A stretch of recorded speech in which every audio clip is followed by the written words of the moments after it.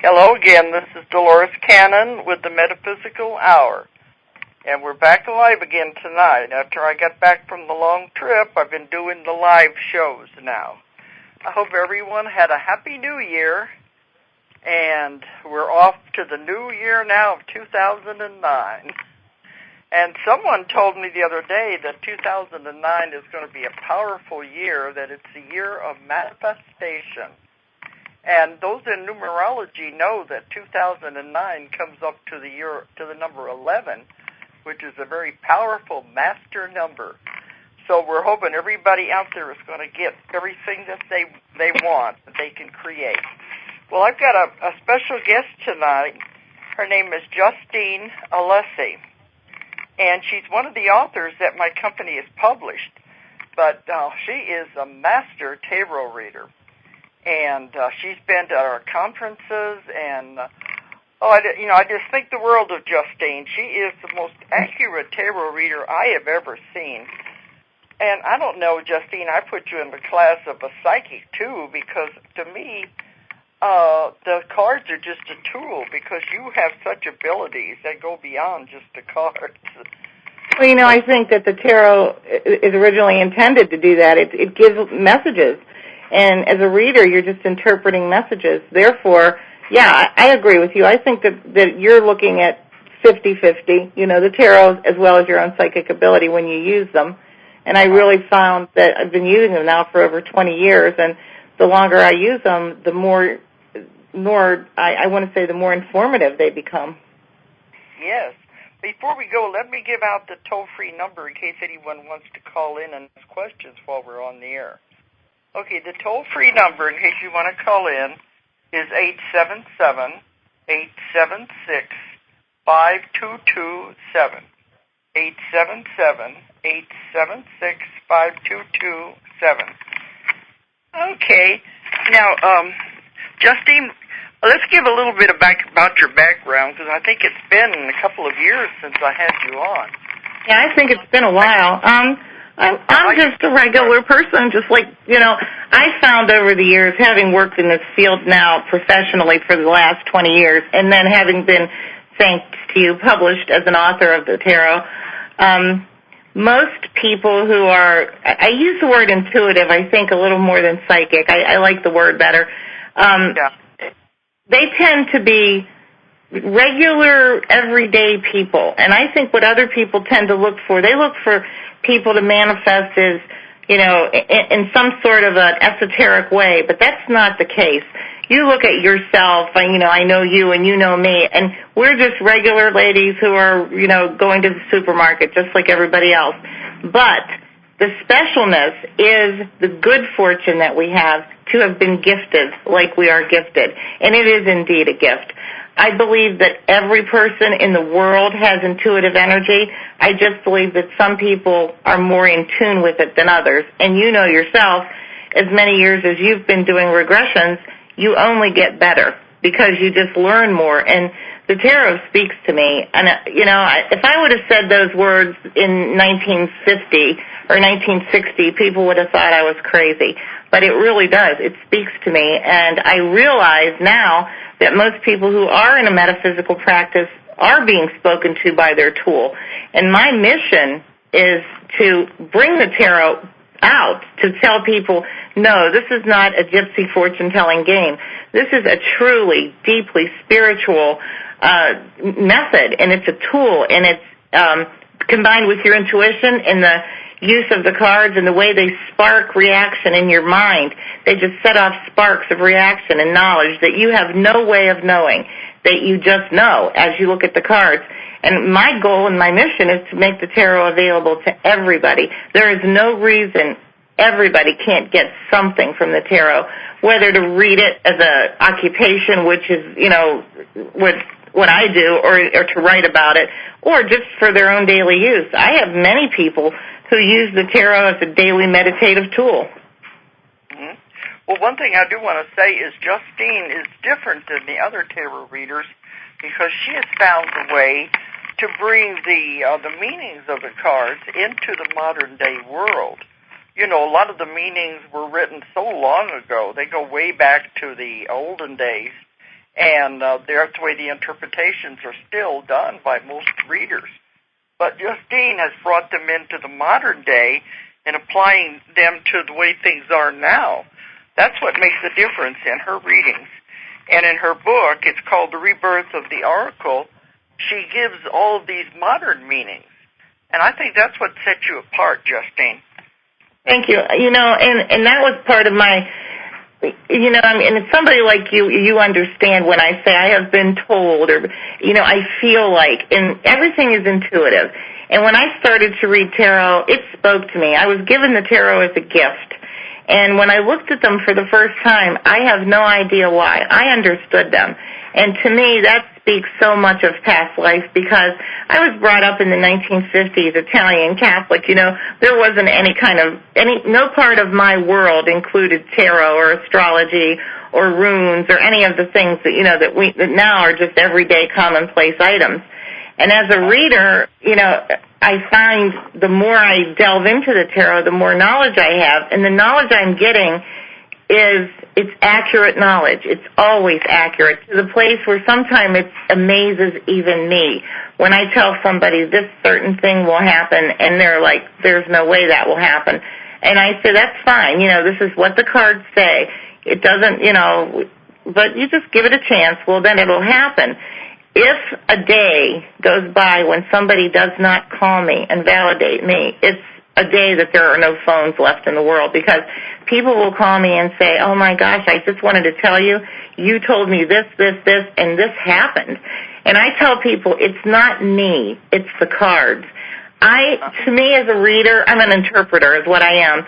For instance, say you had a friend that lived in Spain and they wrote you a letter in Spanish and you didn't understand Spanish. Well, you would get somebody who understood it to interpret the letter for you.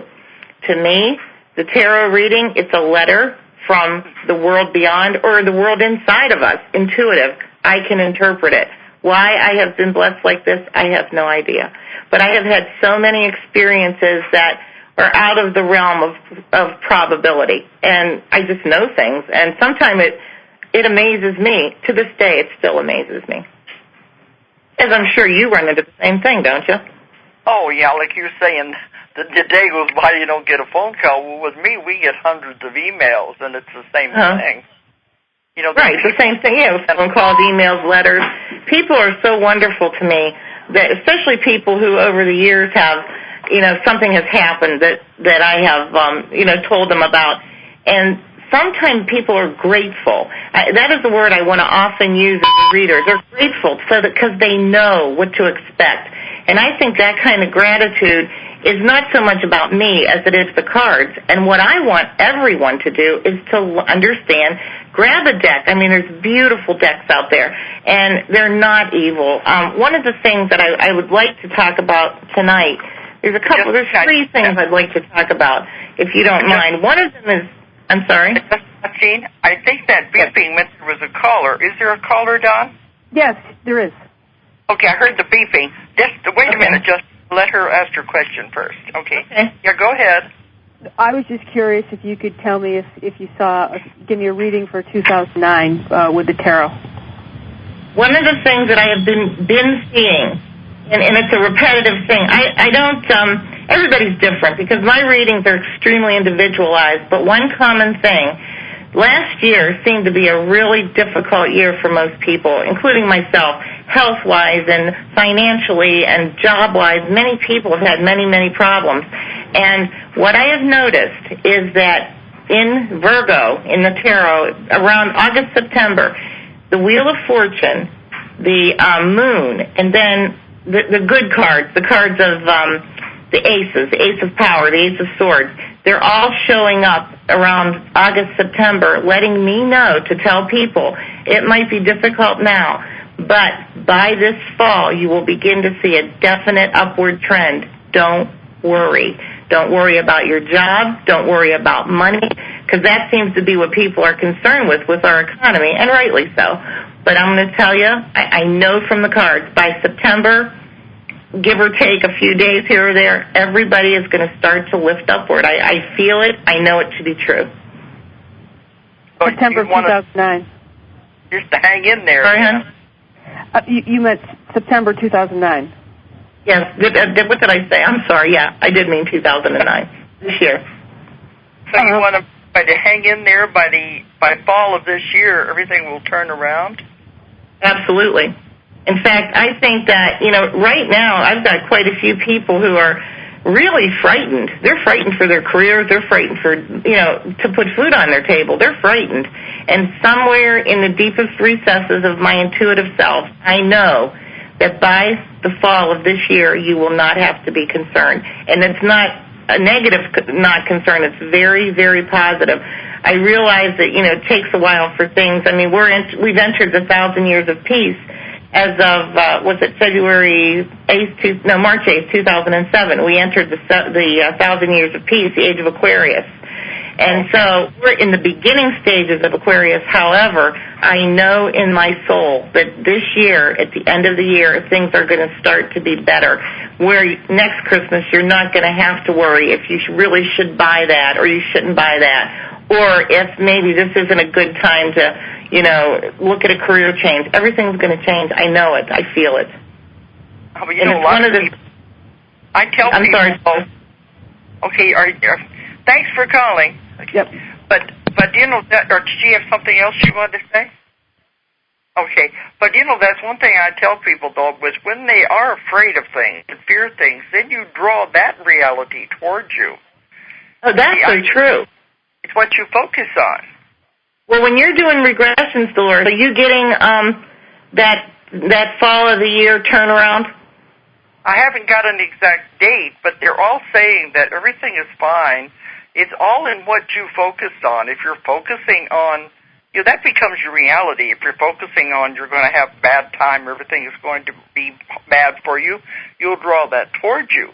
But if you're focusing that everything is going to be wonderful, that'll be your reality.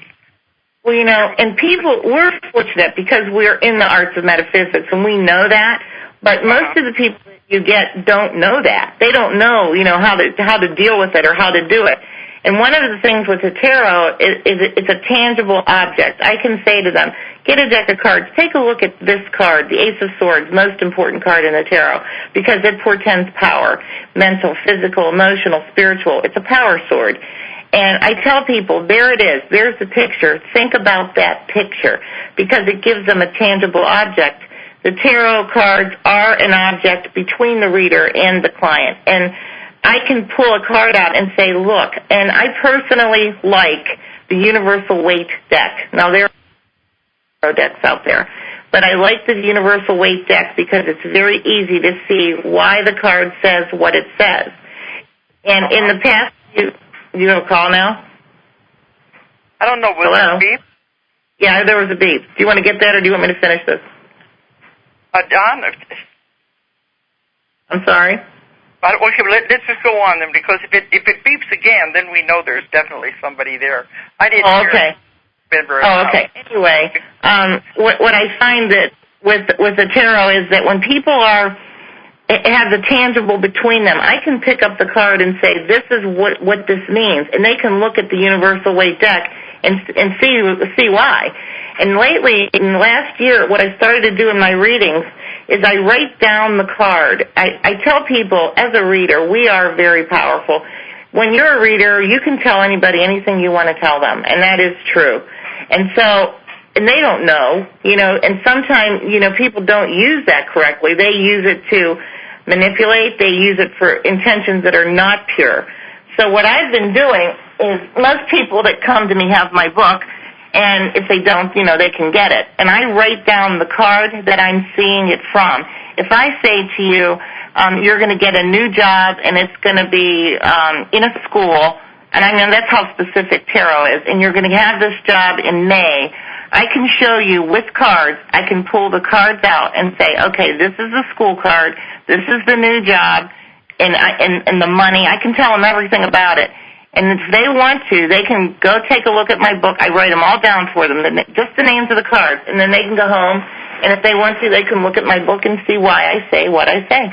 And it's been very successful. My clients love it. And a lot of them carry their papers around with them. And then the next time they come, we compare notes and see, how we've come along with it.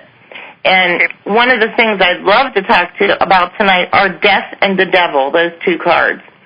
Simply because those have given the tarot such a negative connotation for the past centuries. Tarot's been around that they can record since the 12th century. There's a lot of, there are many different schools of thought of where it came from, etc.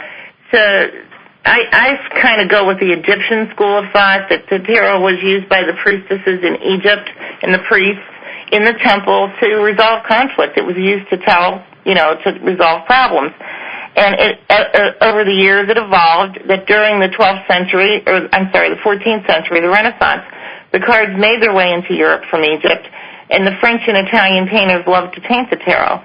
Well, because it spoke, it speaks from the subconscious, and people who are artistic love the sort of thing that triggers the subconscious. Well, all society is based on its religion, and if you looked at society during the Renaissance, particularly in France and Italy, we're looking at strong Catholic Christian. They looked at symbolism of tarot, and they said death and the devil. Well, from there came the worst thing that could have ever happened. Ironically, the Egyptians didn't believe in death or the devil. They believed in reincarnation. But what do these cards really mean? The death card has never meant physical death. There is nobody powerful enough on this earth to tell somebody when they're going to die or somebody that they love is going to die. I tell my clients, if you encounter a reader who says you're going to die, get up and walk away. 2 reasons. 1, they are assuming the power of God. That is not who they are. And 2, they really don't understand the tarot. The death card is an event in your life that is so majorly transformational that it will affect the 4 areas of life as depicted in the tarot by the suits of the cards. Those 4 areas are your day-to-day activities, your finances, your personal relationships, and your power. Thus, the 4 suits of the tarot. Wands, day-to-day activity. Swords, power. Cups, relationships. Pentacles, finances, possessions, money. When all 4 of those things... I'm sorry? I've always said that, the death card means the death of something, not the death of a person. The death of a... Right, and I've actually gotten to the point where I don't even say the word anymore because it's such a major transit in your life. All it is a transit, but it's a huge transit. For something to change that big, think about it. What would change anybody's life? Now, today, for most people, their first death card is graduation from high school.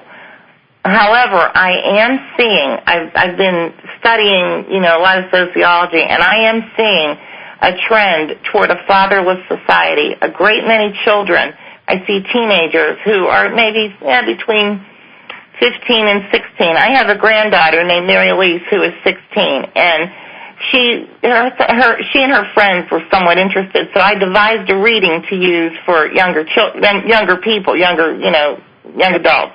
Yeah, teenagers. Yeah, and so I noticed that the death cards occurring are when their parents divorce. It's almost as if it's epidemic that these kids in this age group do not have double parent families, and so unfortunately, their first death card, the event in their life that changes their day-to-day activities, their finances, their relationships, and their power is not through them, but rather through their parents. However, in a perfect world, the usual death card is you get out of high school. From that point in life, you start to decide your future. You decide, am I going to go on to college, or am I going to get a job? Am I going to get married? Am I going to travel to another country? You start making your decisions. Marriage is a death card because if indeed you do decide to get married to somebody, think about your life. Think of the death card. Changes your day-to-day activities, absolutely. Your finances, of course it does. Your personal relationships. Now that's somebody. And your power. They're all changed because of marriage. Thus, a divorce, same thing. If you have a child, having children is a death card. Not because of physical death. It has nothing to do with it. It's the end of a way of being to go to the next level. And if you didn't have death cards, indeed, you would be isolated in a room somewhere with no action in your life. Yeah, there was a We have a caller. beeper with a squeak. Yeah. Is there somebody there? Hello? Hello? Yeah. Hi. Go. Hi. Hi, what can I do for you? I was calling to see where do you see my love life going in 2009? Now, right there is something that I do not do. One of the things that I stress is people have to handle the cards. There is no possible way that somebody can just, at least not me. When you handle cards, that's where you get your information. And without you handling the cards, how would I predict your psyche? The cards are intended for the client, or you as the querent, to handle them so that your energy's on them, and then I interpret your energy. I don't reach out like that into the universe. I don't have that power to tell people what's going to happen to them without the cards. Now, if you had a deck of cards in your hand, I could tell you lots of stuff about your love life, but you sound pretty optimistic, and like Dolores says, what we believe in is what happens. So I would like to say to you to keep your optimism that's in your voice, and I'm sure you'll have a lovely 2009. Okay, thank you. I appreciate your honesty. You're welcome. All right. Okay. Anyway, when we have that beep, there is somebody there then. Yeah, I wasn't sure if it was your beep or mine. Anyway, back to the death card. So we have marriage, we have divorce, we have having children, moving across the country, changing careers. You know how many of us want to win the Powerball, the millions? That's a death card. If you ever won that much money, can you imagine how it would change your day-to-day activity, your finances, your personal relationships, and absolutely your power? So even something as unlikely but as amazing as that would be is a death card, and it's all that it's ever meant. And now I'd like to also, if we have a little bit of time, I want to talk about the devil, because my goal is to bring people to the tarot as a tool of enlightenment. And those two cards, death and the devil, stand in the way. It's unbelievable. People will come to me for the first time, and I will never enter a reading for the first time with anybody without telling them about death and the devil, because I could not imagine what it would be like to have somebody reading my cards, and I didn't know anything, and I looked on the table, and there's a death card or a devil card. It's got to be frightening. So I always explain it the first time. The devil is not a card of the devil. The devil are our own demons. I'm sure anybody that's, old enough remembers somebody saying he or she is fighting his or her own demons. And that's what the devil card is. The devil is what we do to ourselves to prevent our own growth, our own demons. For most human beings, the card represents anxiety and fear. Anxiety and fear stops more people from doing what they want to do, becoming what they want to become, than all physical problems combined. Greed, anger, envy, guilt, grief, addictions, obsessions, those are all devil cards. And people have devil cards because we're people. As a reader, my job, and the job of any good reader, is to perhaps identify that devil card for people, because in identifying the problem's solved. And I look upon the devil card as something that people have them. I mean, you can't be a human being without having some negativity somewhere at some point in your life. Now, you might not have a devil card in every reading. You might not have one for 20 years. Sometime you might have one for 3 consecutive readings. Who knows? But what you do as a reader is you work through that devil card. You try to pinpoint, and you can. If you're a good reader and you're accurate, you can pinpoint what it is that's holding that person back. Like the young woman I just spoke to, she had a lot of optimism in her voice. My theory would be, if I were to read her cards, she would have a lot of optimistic cards because she wants things to be happy. And sometimes the devil card is simply somebody's belief that they cannot be happy. You would be amazed at how many people are out there like that, with no belief in themselves or the joy that comes in living. So with the devil card, we have to say, okay, this is what's holding us back. Let's get past this. Let's identify this. Let's move forward. That's what makes a good reader. When you've identified death and the devil for people, they're not afraid anymore. They look forward to it because you're actually getting into the nitty-gritty of problem solving. Carl Jung, who was a 20th century psychiatrist, used the tarot to define archetypes. and he used Death and the Devil just like I told you. And a lot of Jungian trips today use tarot like that. We got another caller there. Let's just take it. If Okay. When that beep comes on, that means there's somebody there. Let's go ahead. Okay, how can I help you tonight? Nice to talk to you. Hi. Can you hear me all right? I sure can. Well, I'm calling from New Zealand, just so you know. That's amazing. You know, I'm in Ohio, and I think Dolores is in Arkansas. We're all in a different place. Wonderful. Yeah. I just came back from New Zealand. Unfortunately, I wasn't able to go see you because I'm further down in the South Island, and where you were was still far away from me. But, Dolores, I just wanted you to know that I've read your books, admired you, respected you for years, and promoted you when possible when I did research in television and all kinds of things. Across the spectrum, I just have nothing but admiration. Oh, thank you. My pleasure. And she deserves every bit of that compliment. Truly an amazing person. Now, I actually tuned in on the internet. I always try to catch the show, and I just finally have caught it this time. And I wasn't sure if you were doing readings or not. You were talking about doing readings, but that you don't do them unless you have the client in front of you. Is that what we're doing today? Correct. That's correct. To me, it's not possible to do a reading unless the person has hands the cards. I have had people. In fact, last time I was in Arkansas, Julia, who is Dolores' daughter, as you know, I wanted to do a reading for her, but we were so pressed for time, we were overwhelmed, and I couldn't. So we got a deck of cards, and I said, Julia, take these and shuffle them like crazy, and when I go home, I'll lay them out and I'll read them for you. And that's what I've done for people that I can't be with at that moment.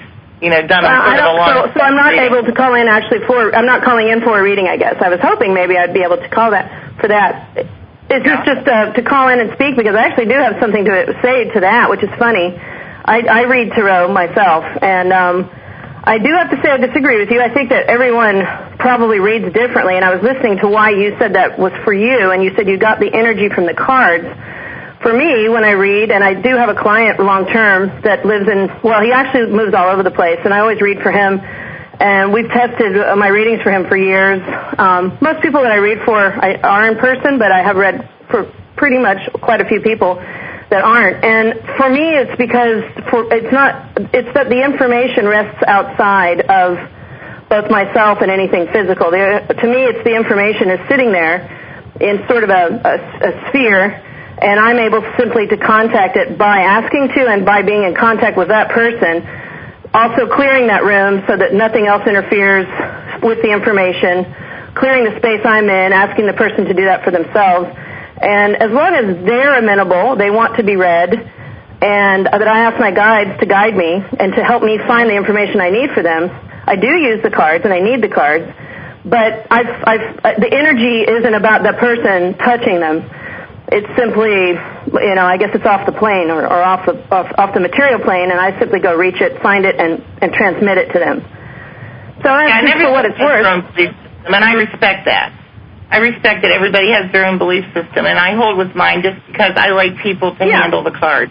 I like the one-on-one. I think that obviously, everybody can do things in a different way, and so it's just good for people to know that it can be done, perhaps by some people.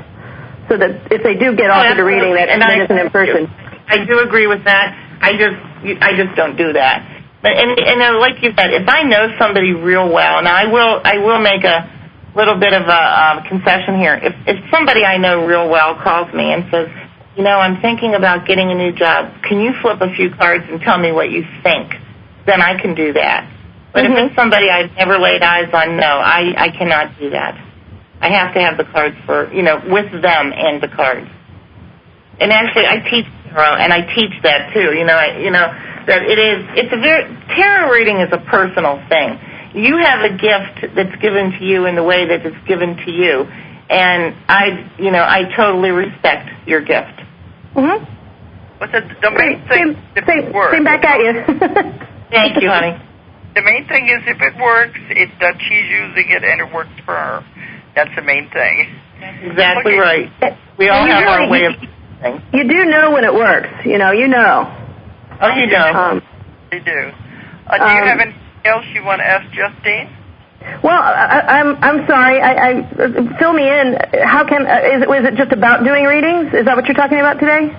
I'm talking about other uses for tarot and my own interpretations and how people can use the cards for themselves as well as for other people. You know, it's not, you don't have to be so-called psychic to use tarot cards. Tarot cards are for the masses, and my goal is for everybody to have a deck. It's sort of like having your prayer book or your rune stones or your rosary or, you know, whatever it is. Having a tarot deck is another spiritual tool on a path to enlightenment, which we are starving for in this century. We are starving. And we need I will add something. I won't keep you on all real long, but I will add a quick personal affirmation of that, which is that's exactly what happened to me. People need to listen to you and believe that they can do it, because basically I was not a reader at all, and I made friends with a wonderful person named Daniel, who was a very talented psychic. He really didn't even need cards. He just sort of jumped off from the cards. And he did readings, and we became friends because I was very curious and had a lot of questions about how psychics operate, and if people, I wanted, to talk about psychic etiquette, and do people try to impose on you too many times, and things like that. And we became friends, and I asked him, who reads for you? And he turned the cards around on me and said, you do. Go ahead. And I had never read anything. I hadn't studied the tarot. And I go, come on, you're joking. And he said, no, really, you can do it. And I'll show you how. And he simply showed me by example. And then he had me do it, and haltedly sort of at first, but more and more. And eventually I was confident because I would give him readings that helped him. And eventually, unfortunately, Daniel died. He's still with me in spirit. But he taught me how to do that. He gave me techniques, and it took a few years, and I was interested in the tarot, and I studied it, and I studied the symbols, just like you're talking about today, and I did it more and more and more, and eventually I was really conversant. I did it as a favor for friends, and then eventually I did it a little bit professionally at a low thing, or maybe a donation, and then eventually I had clients. So it really can build up from, and I was a young adult before I ever first did it. I was probably in my early 20s. I was years old the first time I did a deck of cards. Oh, I was just going to say, you can come from completely not knowing and learn to do it, and I'm so glad you're telling people this.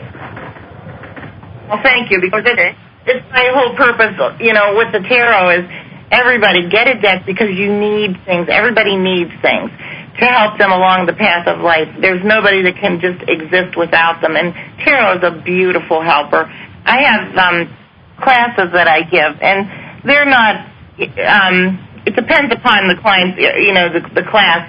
But what I've done over the past year, I've chosen 7 readers in the classes that I've had that I know are very good. I can feel how when they're doing readings in the class and the way they're picking up and what they're contributing. Well, about 15 years ago, I had a man come to me for a reading, and we were talking, and I asked him what his occupation was, and he was a forensic psychiatrist. And I said to him, what brings you to me? And he said, well, you're the last answer. And he said, after you've explored the physical world, you've explored the psychological world, what's left but the spiritual world? And he's right. And so we call the group the last answer. And there are 7 women and myself that I have personally trained. Because what happened last year in Arkansas was when it really came home to me. I was at Dolores' conference, and I spoke and, talked to the group.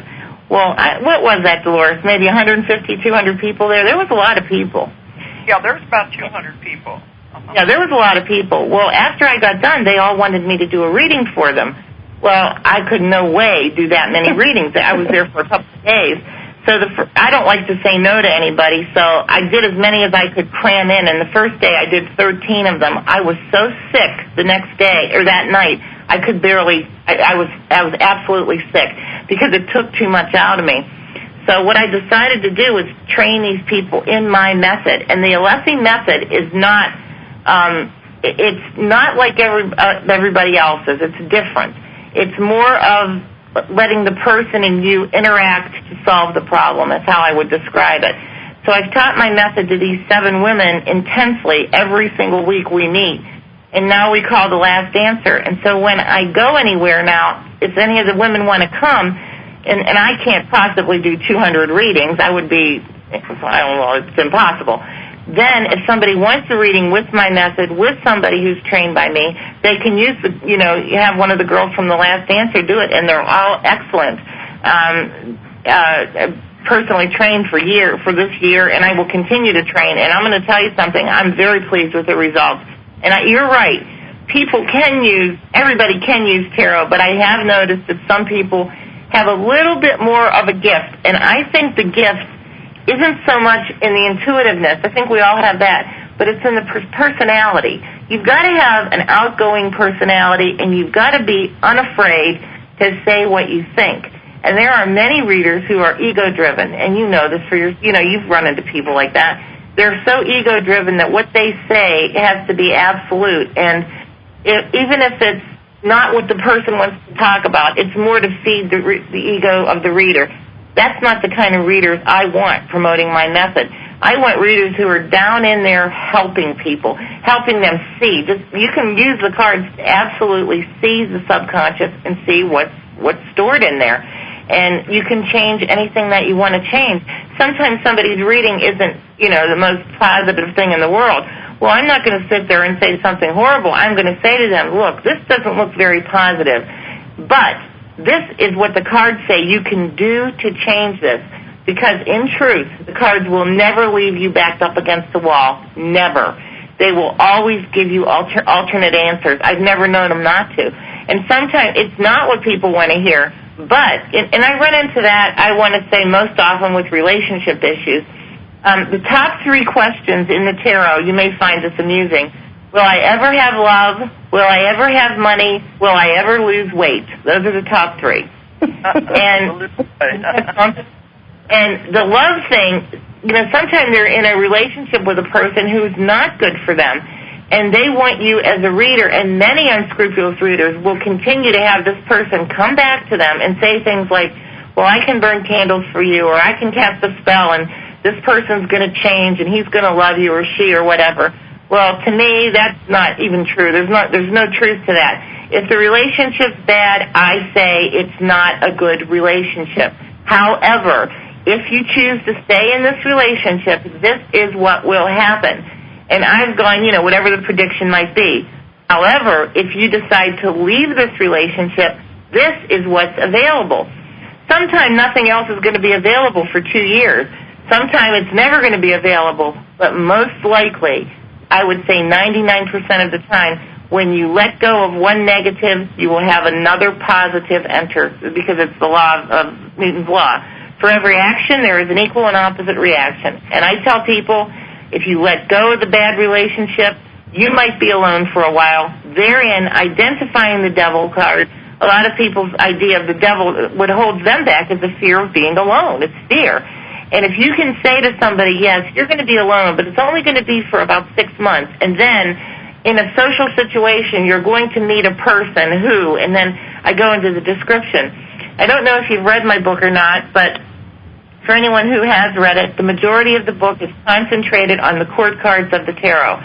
What I did is I interviewed literally thousands of people, and I arrived at archetypical personality types for each of the 16 court cards.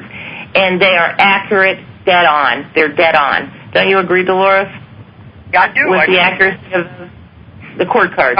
Everything you have ever read for me has always come true, and it's always very No, I meant the identity thing, like I say you're the Queen of Wands or whatever. You know that part? That's the part that sets my book apart. And if you're a reader, it's nice to, if I say to somebody, say you're a woman and you're looking for a relationship, I say you're going to meet a King of Wands. Well, I'm not just going to leave the person there. I will therein go into the description of the King of Wands, or for the man, the Queen of Wands. And I'll do one for you right now. I'll do the Queen of Wands for you. A lot of times people, and this person doesn't have to be a love relationship. Maybe it's going to be somebody who's going to help them through their life. Maybe it's going to be a new friend or whatever. But when I see the court card, I will put down, the cards are laying there. I'll actually pick the card up. I will show my client. I'll say, this is your next relationship. This is the Queen of Wands. The Queen of Wands is the Queen of Clubs in a regular deck of cards. She is an earthbound queen. The analogy is a tree. She is always there. She is always she's always giving to other people. She spreads her arms wide over many, many people, and people walk right past her and take her for granted because she is the Queen of Wands. She is the most loved queen in the tarot because her life is spent in the service of other people. The Queen of Wands is the healer, the caretaker, the nurturer, and the teacher. Therefore, any occupation that involves the medical field, teaching, animals, kids, food, the earth, any of the nurturing sciences, that's the right job for the Queen of Wands because she's going to do it for free. She might as well get paid for it. But you find the Queen of Wands in all occupations, and no matter where you see her, no matter what job she does, she's a worker. She's my worker bee. She's the one that doesn't stop. When I wrote Rebirth of the Oracle, I did quite a few interviews, and everything that's in there on the cord cards is done on statistics. For instance, health. Wand people are healthy people because they don't believe in sickness. They don't have time. They are so busy in their world that to be sick is just an annoyance to them. So they say, well, it'll kill me or go away, and it generally goes away. The common ground, 74% of people under the wand energies have problems with their joints, most often their knees or their fingers. Well, doesn't it follow? It makes sense to me. If you're always on your feet running around taking care of everybody, you're going to wear out your joints. That's the common ground. If the wands are earth, and what is the Queen of Pentacles? Oh, no, I don't mean earth. I don't mean earth like the earth sign. I mean earth-bound. Down to earth people. Because okay. I don't correlate like fire signs with wands. Some people do, and sometimes it does seem to be that way. But I don't find that to be an absolute. I just find an archetype is what I'm talking about. Queens of Pentacles are very meticulous people. These are people who have a drive to succeed. These are people who are very much perfectionists. If their name's on it, it's perfect. They're creative. They're intellectual. They're artistic. Those are Pentacle people. And back to Queen of Wands, in money, they're frugal, but they're not cheap. They earn their own money. And one of the things I found with the Queen of Wands is that no matter who she's married to, I don't care if she was married to Donald Trump, she would still work. These women like to have their independence, and they like to have their own money. Don't you find that a person perhaps represents in different times in their life a different archetype? For example, I felt that sometimes the Queen of Wands has fit me when I've done a reading for myself, or sometimes the Queen of Cups has fit me, maybe more because of that situation that I was finding myself in. I would. Well, it may well be too. We all have accoutrements of all four queens. All women do, and a woman who has equal accoutrements is a high priestess. But we all tend to lean toward one. And now, I'd say people, if they're going to swing between, it may be two that they kind of. They really have a lot of that archetype. If you read, you would see what I mean. It doesn't mean that you don't have the intuitiveness of the Queen of Cups or the artistic creativity of the Queen of Pentacles. It just means that as a rule you respond as a wand archetype. And so when you get to relationships with the Queen of Wands, she is the most often divorced queen in the tarot. Now that doesn't mean if you're a Queen of Wands you have to get a divorce. But what they told me, and what holds to be true, is the reason so many of them ended relationships, I shouldn't even use the word divorce, but you know what I mean, is because A, they were tired of being the other person's mother, and B, that no matter how much they gave, it was never enough. I heard that answer literally thousands of times, and they were all from wand people because they're the givers. So if I have a young woman who's the Queen of Wands looking for love, I say make sure you marry a giver because you want to be with your equal. So what you can do, not only with my book, but with the tarot, is when you match the archetypes, you can look for what suits you, what you need. Because people who are cup people do not need to be involved in a relationship with a needy person. Because if they are, their whole life is going to be about that other person's needs. You have metaphysically, you can choose a life where you are involved in being with a needy person so that you give to them and learn that side of life, right?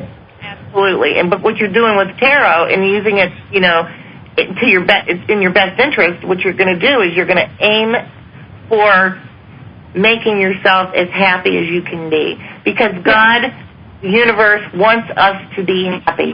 The universe wants us to be successful. It wants us to be healthy. It wants us to be wealthy and wise. And people who are not are choosing that.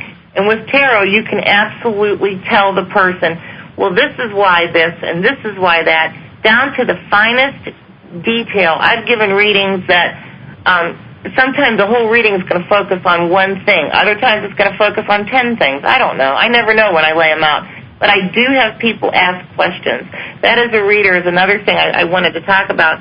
When you're a reader, your best and most accurate readings will come when you say, what is it, what do you want to know? Ask me, tell me what you want to know. And if they want to know about relationships, okay, fine. If they want to know about their job, fine.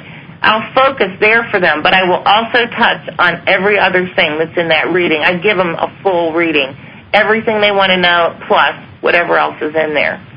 And back to the archetypes, that's how I use it, and that's what the majority of my book is about. And for some reason, I think it's because of repetition, I can go into a crowd, and I don't care if there's 300 people there. I can walk through the crowd and tell every single person what their court card representative is. Dolores loves when I do that, don't you, Dolores? She always has me doing it. Another beep, somebody else is on the line. Let's see what they want. Thank you very much, and good luck with your system. Well, thank you. Go ahead. Who else was on the line? Hi. Yeah? Hi, this is Justine. What can I tell you? What can I do for you? No? Well, there we are. What? Okay, but I don't hear anybody. Okay, Justine, we got to watch the clock because right about 5 to 8, I've got to go off. So we got about 5 minutes. But or he'll pull the plug. I did hit on the things I wanted to hit on, which was the Death and the Devil card. That was real important to me tonight. And I did want to talk about the last answer. I think now you have a beep. Yeah, now we got a beep. Go ahead. Is somebody there? Hi there. My name is Lisa. Hi, Lisa. This is Justine. What can I do for you? Hi. I was just kind of curious. For 2009, what do you kind of feel that will be like prominent for me with relationship-wise? As I spoke earlier in the show, I don't read this way, like through the phone. I read strictly through the cards, like having you handle the cards. And I have a belief system, and I believe that what one expects is what one gets.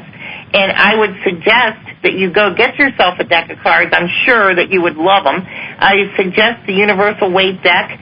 There are many tarot books out there. Of course, I want you to buy mine, which is Rebirth of the Oracle. And it is very up-to-date and modern. It describes the archetypes of certain people. And what you could do is do a 3-card spread for yourself, which is issue, action, outcome.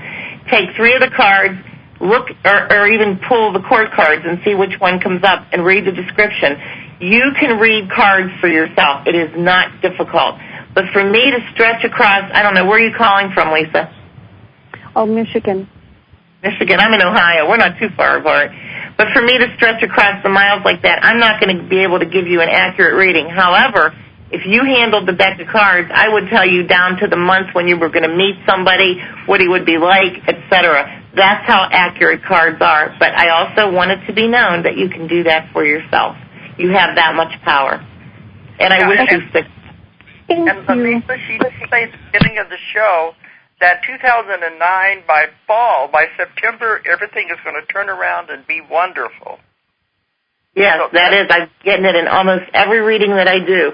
And in fact, it got a little uncanny. I started to notice it in September of 2008. I started to notice it. And it was giving me the year. Now it's getting down to definite dates. It's telling me Virgo. So I'm assuming that August or September, give or take a day or two, we're going to start to see wonderful things happening. And I really sincerely believe that. Okay. All right. Well, thanks for calling in. But, Justine, we were talking about the health. We've only got about another 5 minutes. What about the cups? What health problems do they have? The common thing I found with cup people is depression. 54% of cup people suffer from depression. Why? The reason is that cup people, the king, the queen, the knight, they're very intuitive people. When you are constantly bombarded by the energies of other people, whether it's good or bad, you're a cup person, you're picking it up. And which is why many cup people become, and I've noticed this with you, when there's a large crowd, when it's lunchtime, you like to go off by yourself. Do you know what I mean? You like that few moments of being by yourself. That's to regroup because you are constantly, Dolores, by the way, for any of the listeners, is a Queen of Cups, as am I. And we are guarded by everybody else's emotions. Well, that can get depressing if you don't know what you're up against. And so 54% of cup people are treated for depression, and then realizing the King of Cups, that's hearts. Therefore, attach it to the heart. Depression, okay. A lot of cup people suffer from high blood pressure.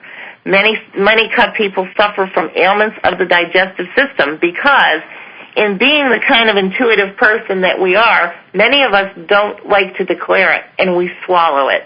I would say fully 40% of Queens of Cups that I've met have had gallbladder surgery. I find that astronomical and amazing.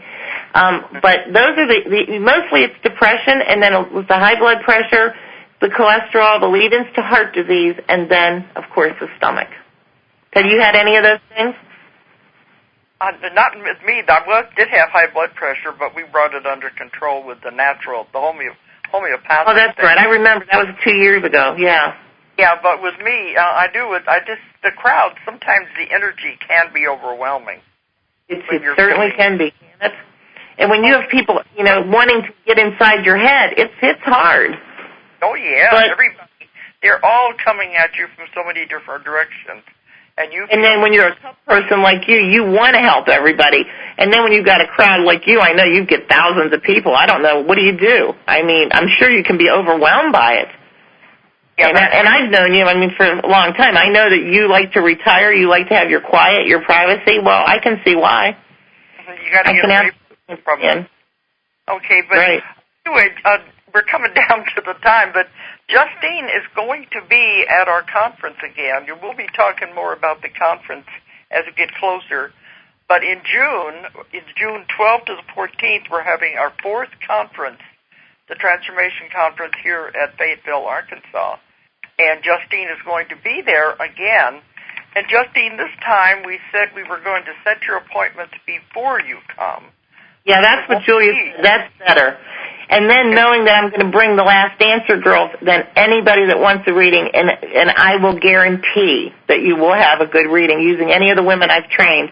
And then, of course, I have, I'll take as many appointments as I can take, and all the girls will, and we'll try to get all several hundred of those people if they want readings in.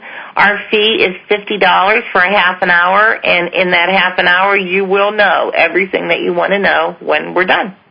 Okay, and I figured this way, if they call the office and make the appointment, then you won't be overwhelmed when we get there. But it's going to be June the 12th to the 14th, and we'll be sending out notices as we get closer. But if you call the office, the publishing company is Ozark Mountain Publishing. If you call the office at 1-800-935-0045, and we can try to get up some kind of a calendar or schedule for Justine and set the appointments. Yeah, because a lot of people were disappointed. I felt so badly last year, and that's what Julia and I thought, I'm sure you guys discussed it, get them all set up ahead of time so that I'm not overwhelmed like that. And I've had people are wonderful to me. Since you've published my book, my world is completely, it's just opened into a whole new life, and people love to get readings. And I've had people come to me from other states. They'll fly here, and I live in Ohio, and there's a little sort of an old-time resort area here called Geneva on the Lake, and they have a lodge there. It's very beautiful. And a lot of people will stay at the lodge, and then they'll come to my house, and they'll have a reading, and I'll make them lunch because I'm so honored that people will travel from Texas to have a reading. But I have a great time with it, and I do love to read cards. I used to be a librarian, and I remember watching the clock. Now with tarot, I love it. I love what I do. I love teaching people about it, and I want to make a difference, and I want people to know that tarot can make a difference. I encourage anybody out there that's listening to get a deck of cards for yourself. Get my book. You can get it. You can get it in the bookstores, but you have them right there, don't you, Dolores? At Ozark Mountain, they can get them, right?